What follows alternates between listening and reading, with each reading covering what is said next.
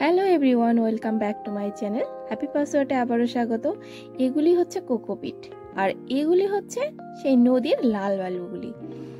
আমি এই কোকোপিট আর এই লাল বালুগুলি নিয়েছি, দেখো এই কাটিংগুলো বসাবো বলে।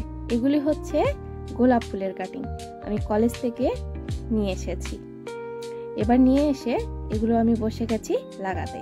চলো লাগানো যাক, যেন নষ্ট না হয় তার জন্য নিয়ে নিয়েছি রুটিং হরমোন।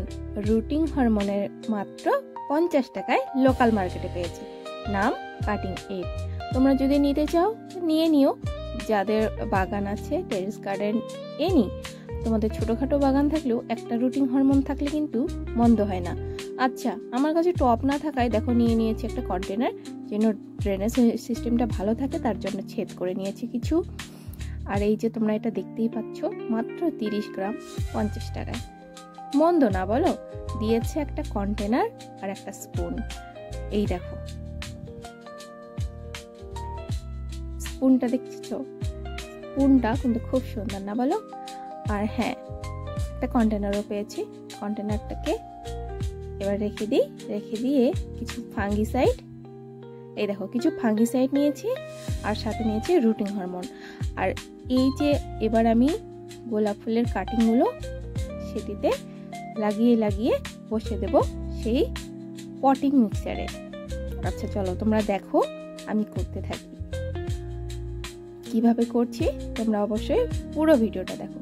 আমি এই যে বালি আর সেই কোকোপিটের মিক্সচারটিতে এই যে ছেদ করে নিয়েছি একটি কাঠি দিয়ে, তারপর আমি এগুলিকে ভালো করে রুটিং হরমোন এবং ফাঙ্গিসাইড মিশিয়ে লাগিয়ে দিচ্ছি। দেখো দেখো আগে থেকে যদি আমরা ছেদ করে নিই মানে বালিটিতে, তাহলে কি হয়, ওই রুটিং হরমোনগুলি যে লাগিয়েছি সেই পেস্টটি সরে না গিয়ে বা উঠে না গিয়ে সেখানেই থাকে। আচ্ছা, উপরে দেখো ফাঙ্গিসাইড লাগিয়ে দিয়েছি। ফাঙ্গিসাইড হিসেবে আমি নিয়েছি সাফ।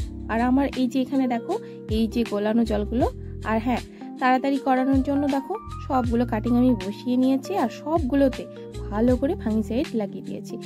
সেই বেঁচে যাওয়া রুটিং হরমোন এবং ফাঙ্গিসাইডগুলো জলে গুলে নিয়েছি। এবার এই জলটি আমি পুরোটাই দিয়ে দেব, দেখো। আর হ্যাঁ, এক্সপেরিমেন্টের জন্য এখানে শুধুই জল দিয়ে কিছু কাটিং রেখেছি। দেখা যাক এটিতে কতদিনের রুট আসে আর এবং এটিতে কেমন গ্রোথ আসে।